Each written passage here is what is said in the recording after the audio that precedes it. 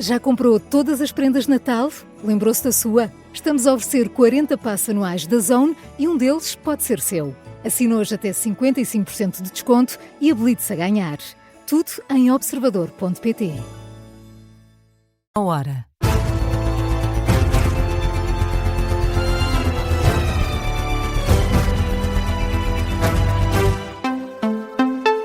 As notícias com Carlos Pedro.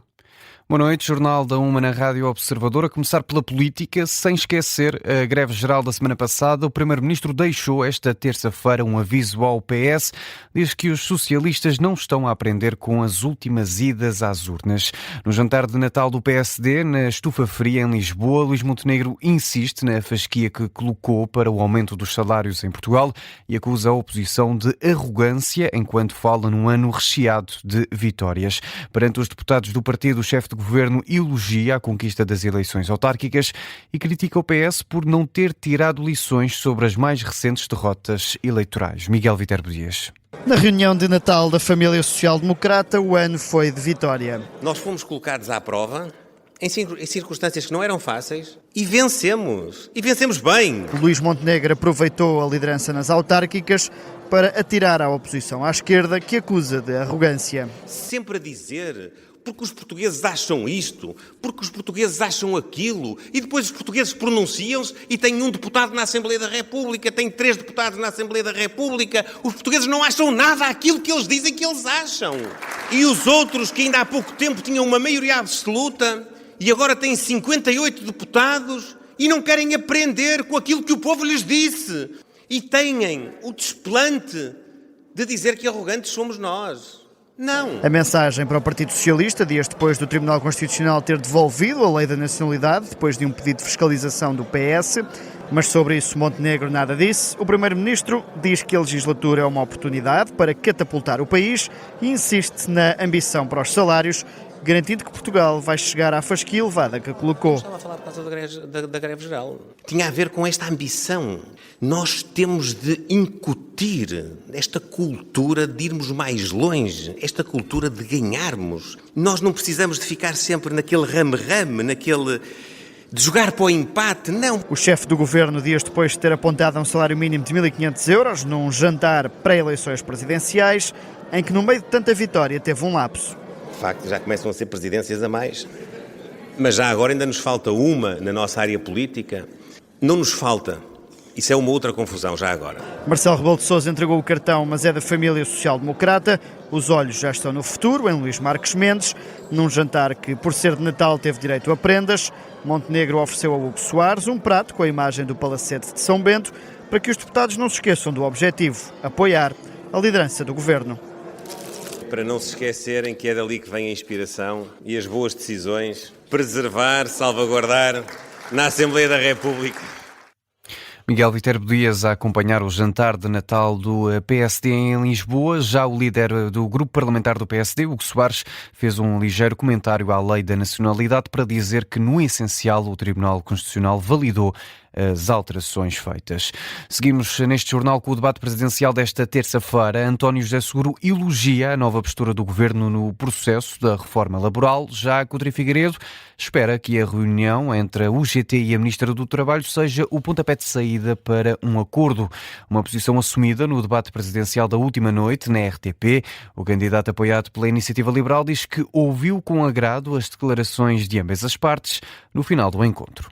Acho que a reunião de hoje foi descrita quer pelos responsáveis sindicais, quer pela Sra. Ministra do Trabalho, como sendo produtiva e construtiva e também a primeira de várias. Portanto, sim, espero que conduza em diálogo a um acordo que possa ser aceitável para ambas as partes e que não frustre nem constitua um recuo do Governo face à necessidade de adaptar a legislação laboral aos novos tempos.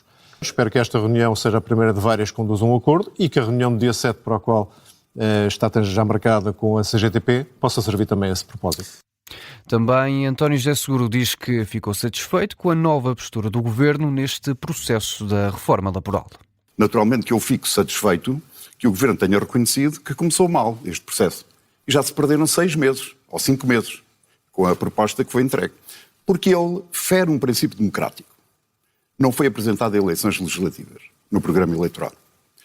fere um princípio de concertação social, porque falhou na concertação social.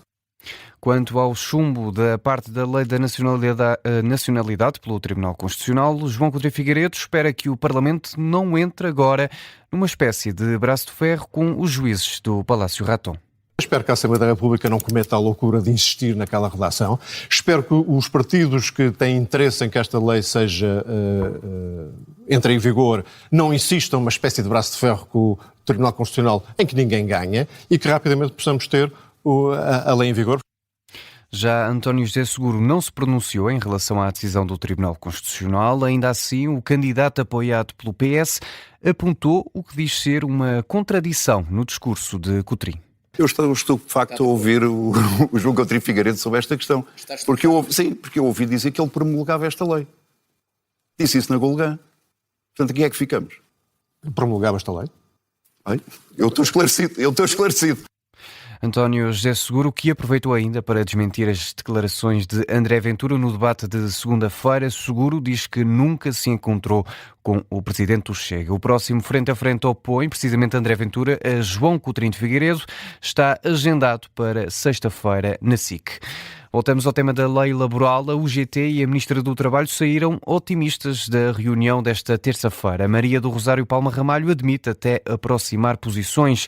Mário Mourão esteve sentado à mesa de negociações com Maria do Rosário Palma Ramalho depois da greve geral da semana passada e à entrada para a reunião o secretário-geral do UGT admitiu que as expectativas eram altas e à saída confirmou o que esperava.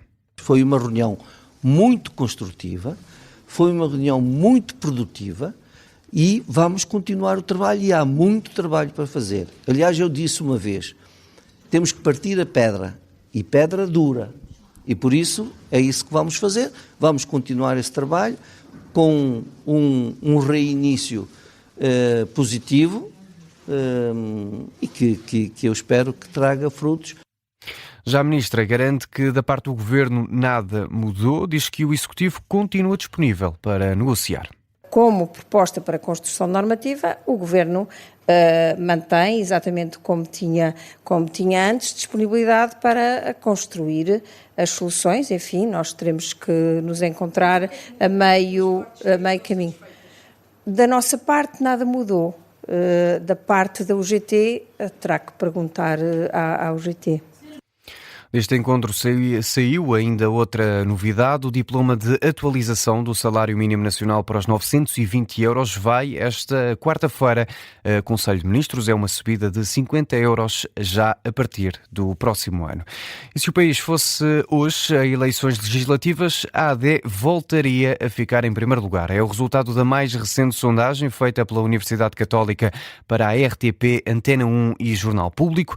De acordo com o estudo, a AD aparece em primeiro lugar com 29% das intenções de voto, voltaria a ganhar, mas com menos 3 pontos percentuais em relação às eleições de maio. O Chega e o PS registram ligeiras subidas. O partido de André Ventura voltaria a ficar em segundo lugar com 24%, seguido pelo Partido Socialista com 23% das intenções de voto. Mais abaixo, a Iniciativa Liberal subiria 4 pontos, ficaria com 9% das intenções de voto. Depois, o Livre com 6%. E ainda o PCP com 3%, o Bloco de Esquerda com 2% e o PAN com menos de 1% das intenções de voto.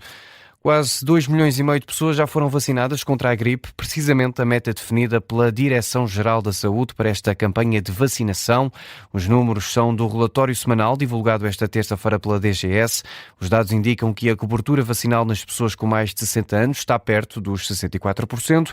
Já nos idosos com mais de 85 anos, o número sobe para os 85%. Quanto à Covid-19, o relatório da DGS indica que 1,3 milhões de pessoas receberam o reforço sazonal este ano. Dizer ainda que foi registado um aumento do número total de episódios de urgência hospitalar na primeira semana de dezembro relacionados com a gripe. Foram mais de 128 mil casos. O antigo presidente da Comissão Europeia, Durão Barroso, defende que a União Europeia deve utilizar os ativos russos congelados na reconstrução da Ucrânia. Posição defendida esta terça-feira à margem da apresentação de um livro em Lisboa. O antigo líder da Comissão Europeia vai mais longe, diz que se a Europa não for capaz de tomar essa decisão, o Kremlin pode perder o respeito que resta pelos europeus. Eu conheço bem o Sr. Putin, tive em muitas reuniões com ele e sei que ele não nos respeitará se não formos capazes de tomar uma decisão que é uma decisão, ao fim e ao cabo, simples. Estamos em guerra, há uma guerra na Europa neste momento, há um país agressor e que não pode invocar a seu favor o direito internacional. Por razões de força maior, é perfeitamente legítimo e legal, em situações de guerra como esta, que se utilizem esses ativos para apoiar o agredido, neste caso a Ucrânia. Se a Europa não for capaz de decidir isto, é um sinal de grande fraqueza que dá.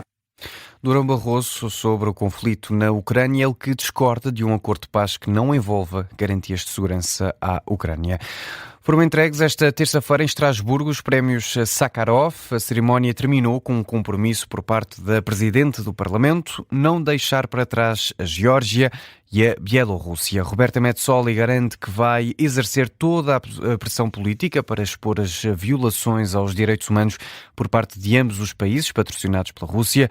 Este ano os laureados foram 2 jornalistas, uma georgiana e um bielorrusso, que estão presos por questões políticas.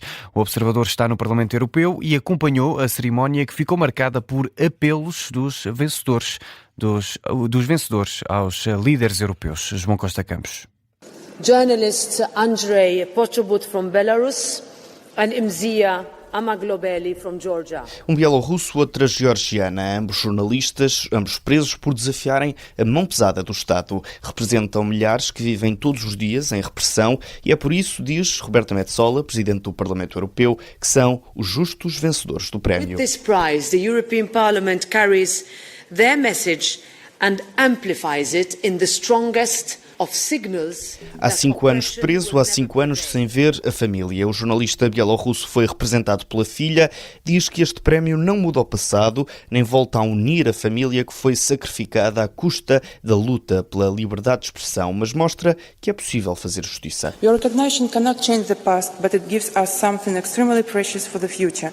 The belief that justice and humanity still have a place in this world. Do lado da jornalista georgiana vem uma colega que denuncia perante os eurodeputados a pressão constante sobre os jornalistas no país. A Geórgia, que vive sob forte influência russa, agradece o prémio, mas pede mais ação aos líderes europeus e avisa: deixar países como a Geórgia e a Ucrânia sozinhos é um erro histórico irreparável. It will be an irreparable historical mistake for which you and us will have to pay a heavy price. I also wish that these statements turn into an action. Do lado do Parlamento Europeu tem luz verde. Roberta Metsola garante toda a pressão política em favor das vítimas do autoritarismo na Europa. This Parliament stands firmly at your side and we reaffirm this in order to keep Georgia as close to Europe as it deserves and its people deserve.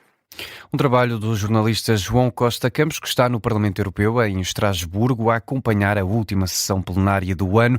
Os prémios Sakharov distinguem desde 1988 figuras que lutam pela defesa da liberdade de expressão e pensamento.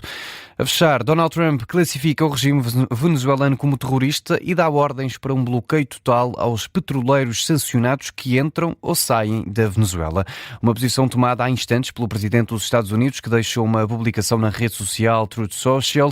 O líder da Casa Branca justifica a decisão com questões como o tráfico de droga, que tem frequentemente associado ao regime de Nicolás Maduro. É um assunto para acompanhar ou para continuar a acompanhar nos próximos passos informativos. A informação essa regressa à Rádio Observador com a síntese da 1h30. Até já.